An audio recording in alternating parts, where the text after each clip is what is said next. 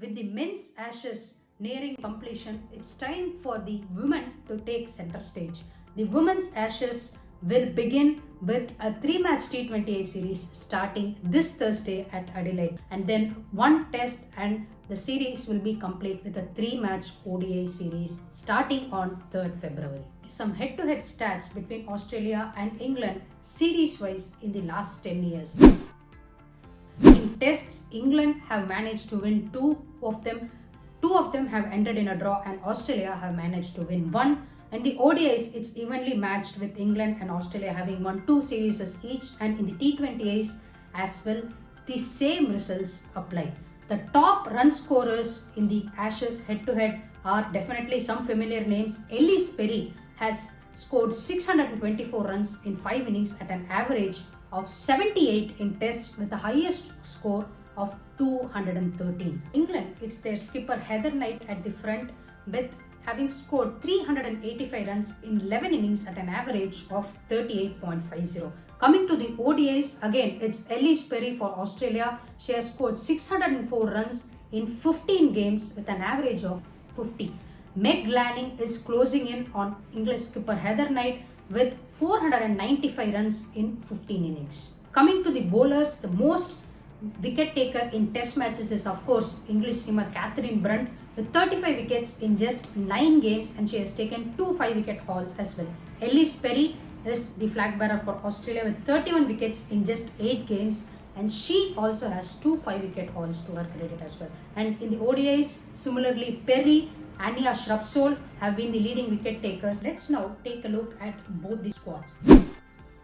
Starting with Australia first, they have announced a full strength squad with the return of Megan Shute, Jess Jonathan, and they also have their vice captain Rachel Haynes back. A new entrant will be Alana King, the leg spinner. Also, one name is probably missing, I would say. Amanda Wellington, who was the top wicket taker in Women's Big Bash League. She took 23 wickets in just 17 games, and also in the 100 she was phenomenal with the ball, and she ended up finishing as the 4th highest wicket taker of the tournament. A little bit surprised that Amanda Jade Wellington didn't make it to the final squad.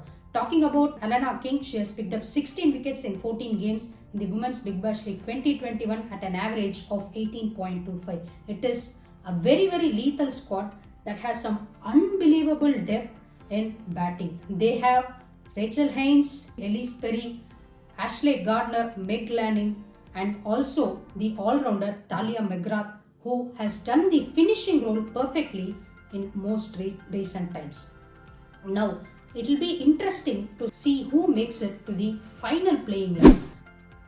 My probable playing 11 would be Alyssa Healy, Beth Mooney, Meg Lanning, Elyse Perry, Rachel Haynes, Talia McGrath, Jess Jonathan, Ashley Gardner, Darcy Brown, Tyler Vlamick, and Megan Shute. If Australia are required to play an additional spinner in the form of Alana King, she will be getting a chance in the place of either a fast bowler depending upon the conditions, or in place of a batter.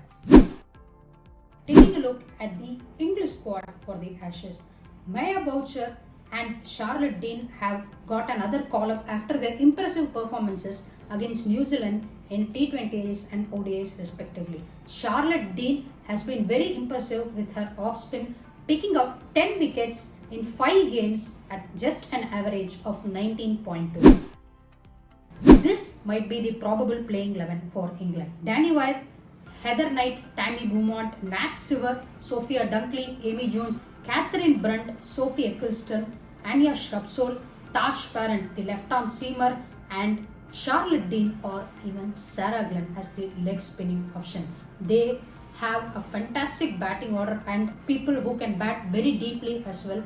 Overall, this Ashes is going to be a fantastic competition. Top 2 teams in women's cricket clashing against each other. So there will definitely be some extraordinary talents on display. Coming to the predictions, I bet on Australia that they will win this Ashes series.